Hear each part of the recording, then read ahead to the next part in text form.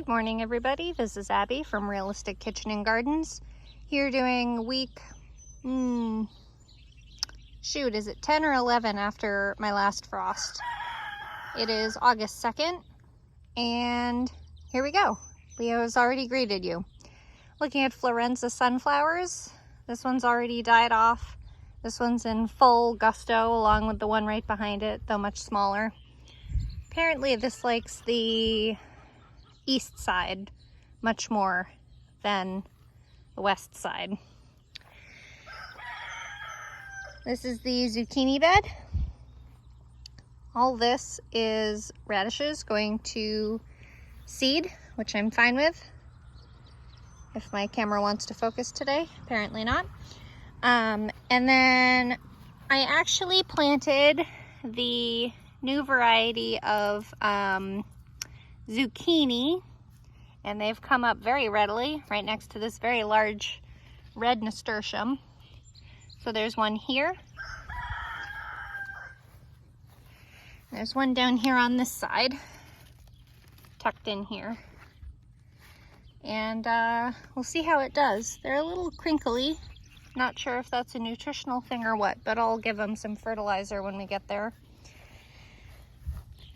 These marigolds are having a grand old time. Again, if you ever want to save seed for marigolds, just wait till they're super dry like this, so they're not soft at all. We had a heavy dew, so all these feel damp, but then these are just the, if I can do this one-handed, these are all the seeds inside. So that's the end of the flower, and these are the seeds. So they reseed readily. This plant is one of the seeds I saved from last year from the plants I bought. Looking at my wildflower herb bed. My lemon balm still hasn't died yet. I swear the flowers change color every time I look at this. The flowers to me look yellow today, but they looked purpley pink last time. This has so much pressure. Maybe it's just the buds on it, because that's an actual bud. And that's maybe like that's an actual flower, sorry, which is purple, and that looks yellow. This is lemongrass, which I don't think is gonna do well this year. Good King Henry, still managing. This is like a wild variety, not this. Maybe it is. Yeah, it is, it's going to flower, look at that. This is like a wild spinach that comes up really early in the spring, one of the first few perennials that comes up, so that'll be a nice source. Yarrow patch, I'm so over yarrow. It climbs everywhere and it chokes everything. Calendula looks like it's finishing up for the season, slowly, or, you know, drying out. Lovage, which is like a perennial shrub of celery, basically. Hi, chickens. I know, drama of the morning, huh? All right, and here's the side view of the chaos. You can really start to see the radishes and stuff coming in. This is row A, C, D, E, F, G, H. This is row H. This will be my garlic row next year. And I did plant both tiller radish and buckwheat. I have no idea what baby buckwheat looks like though. I've never grown buckwheat. But this is a cover crop that is intending to loosen up the soil here in Ohio, which is mostly clay, because why wouldn't I have clay? I did also plant it in here. You can see it here, but there's a lot more grass in here. I'm sure the grass will start dying off when we start to get these radishes a bigger size. Hey lady, that's my green egg layer. Potatoes are almost all out. This was Natasha, and Corolla was down here, and those are the russets. Cucumbers are struggling this year. This is just schmutz now. It's a couple nasturtium plants. That's a radish, another radish. They're all going to seed. This was the, where am I? Was the one Pugnette cucumber that had been doing okay. The Morning Glory is now climbing it. Lovely Cosmos opened up. Neither cucumber is here, seeded. This is the original H19 Little Leaf that do you have further comments? Can you please behave yourself today? That would make me happy. H19 Little Leaf. I've gotten one cucumber from this one.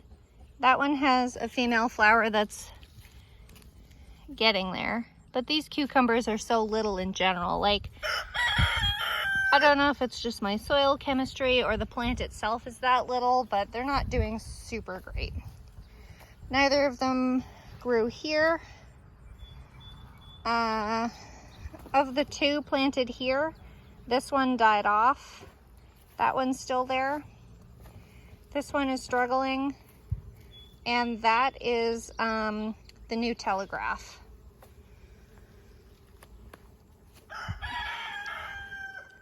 Goddamn rooster. Bush beans are proceeding as expected. These are the original Slenderette. God, the bees. Look at the bees. Those are all like honeybees and stuff. They don't bother me, but it's like a highway here. These I think are starting to finish off. That's rust disease. And then I want to show you the newest ones that have sprouted. I think I've mentioned them already. But this is Purple Veller. So it's a bush bean like these. And the babies actually start as a little purple stem too. But these have pods, so instead of the green bean like this, looking green and looking practically the same in a giant bush as the stem, like that, the pods are purple, so they're a lot easier to find. So I think I have all 18 up. So these were planted only about a week ago, so I'm pretty happy about that. Let's go look at celeriac. Look at these beautiful bulbs of celeriac. I am so happy. Celeriac is one of those crops for me it's really difficult to find good sized ones that aren't really expensive, or kind of like this one. So interestingly, something about celeriac is that it says its companions are peas, which are in the legume family. So this one's died off. Most of them have died off actually, but I did grow the snow peas next to these, and the snow peas themselves did horribly, but the celeriac has done well. So look at the size of this one, which is at the very end of the row, butting up against grass. And then if you look at them, the farther you go and closer you get to the bush beans, the bigger they get. And actually this the snow pea is still alive. Barely, sadly, but they're there. And there's also, this is the green stringless pod bean, which I tore out, except this last one, just so it could be friends with this giant celeriac. But I think they do like legumes as companions. I think it helps bunch up the, it's already really hot. And that's the egg song in the background that you hear. So I'm just gonna keep doing this backwards because we've already started backwards. This is row currently C, and these candy onions are still bulbing up. They're getting big. These are non-storage onions. These are just candy onions that you use and finish up.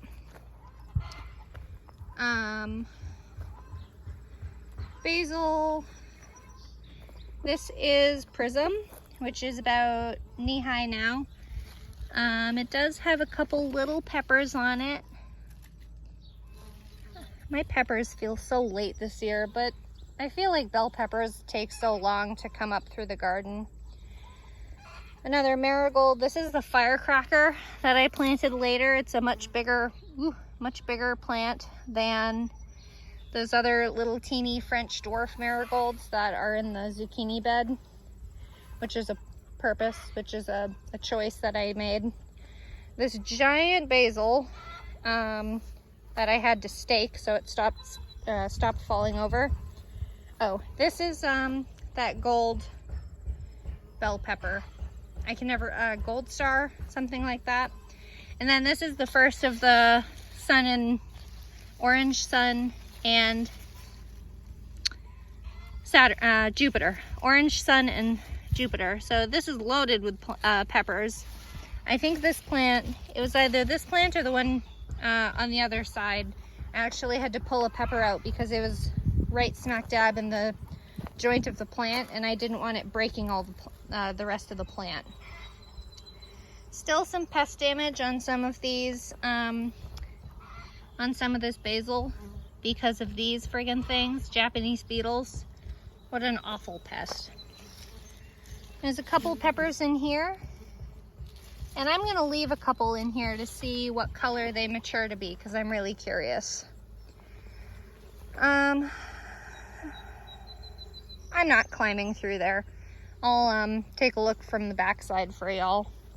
And then this is another orange sun and Jupiter, and this is the last one that's been struggling for so long. This is the chaotic morning glory I showed y'all. That's one plant. This is where the two join, and this is the other plant. Semi-obnoxiously, it still hasn't started flowering yet, which was kind of the point of the vine, but life goes on. Let me get a lovely look for you of these. This is San Marzano, 1, 2, 3, and they're all starting to ripen. Squeeze through here.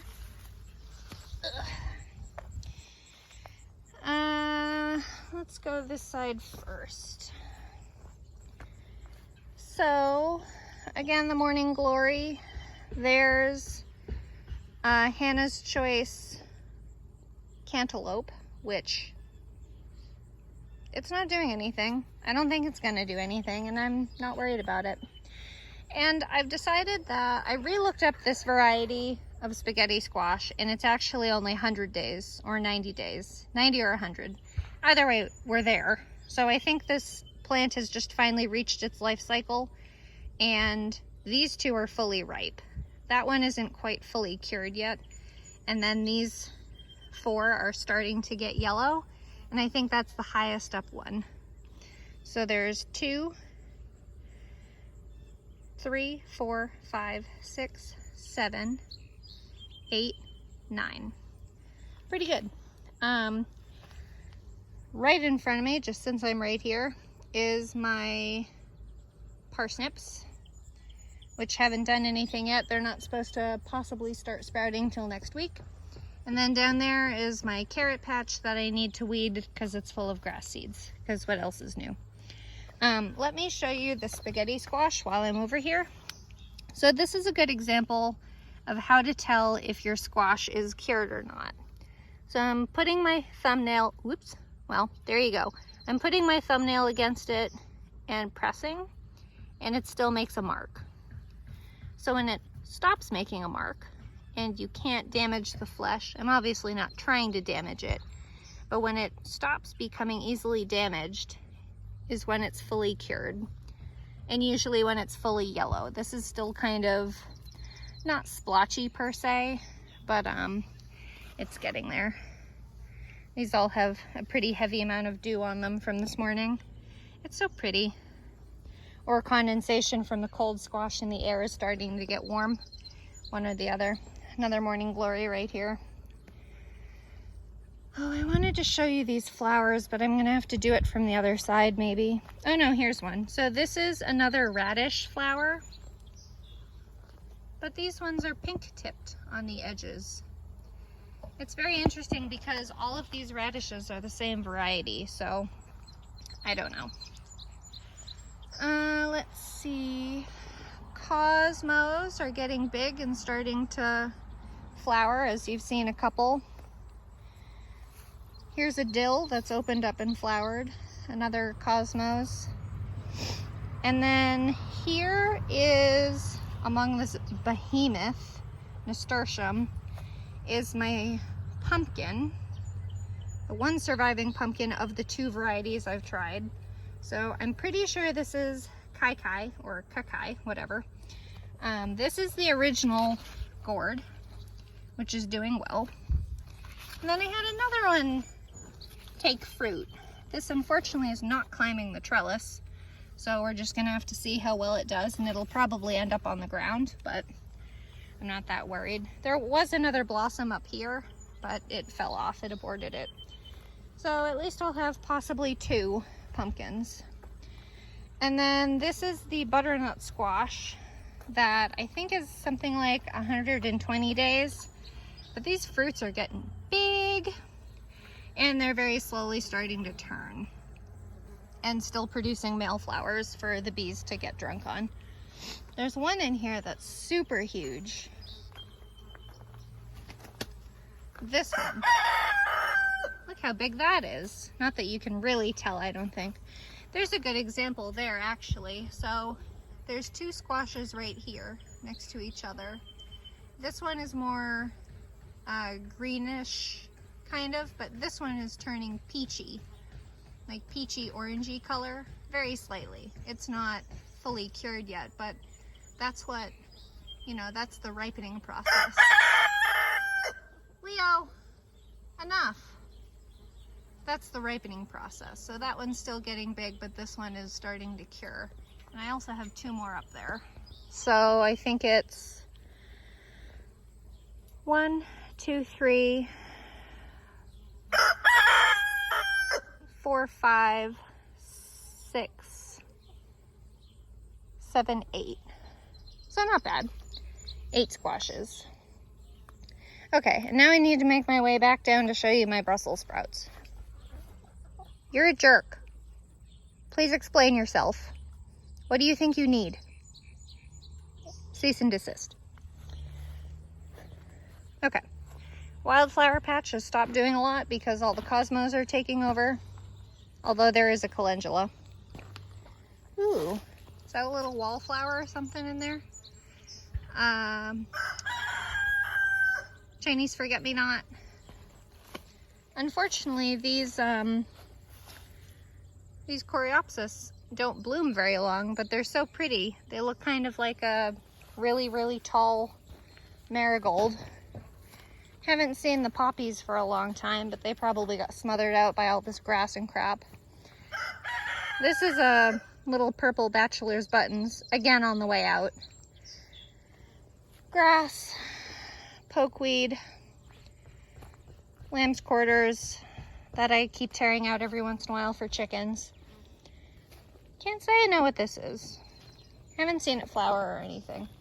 Okay, we've made it back to the Brussels sprouts and I keep getting distracted. So this is the end closer to the parsnips, obviously. So there's 6 green and 6 purple. So these, I believe, are the purple ones. They are covered with insect netting, so they don't get eaten alive by cabbage worms. Here's the tomatoes. This is the Brandywine tomato, which I just recently picked one yesterday. That was 12 ounces, so like a cup and a half worth. And actually, I thought I left it open, but I guess not. I have tomatoes ripening. I don't know if you can see that. It's in here somewhere. But these are the giant Roma tomatoes that I got from that farmer friend of mine. And those are starting to ripen. So they're a large or indeterminate paste type tomato. So there's one more here. Not sure, 2 more actually. Not sure if you can see them in there. And then this Matt's cherry tomato, wild cherry tomato, that continues to produce red tomatoes at random. They don't really ripen all that well in big bunches, but you know. And then here's the rest of the Brussels sprouts. They're finally acclimating. I should really cover them with shade cloth because it's been so bloody hot here. Here are the leeks that will probably only last another week or 2 because I'm going to pull as many out as I can and make what's formerly called cockaliki soup, but it's just chicken and leek soup. And I'm gonna can it. And then here is 2 plants of dark purple opal basil and the Hungarian hots, which actually, or semi-hot, sorry, Hungarian semi-hot. And this plant got knocked over when something was digging in my garden, probably to get insects under it, grubs and things. But I stood it back up and it's taken back root again, so we'll get fruit from it again. Then there's this lovely dill. He's just hanging out. So the garden is quickly transitioning from summer food to fall food, which 'tis the season. It's already August.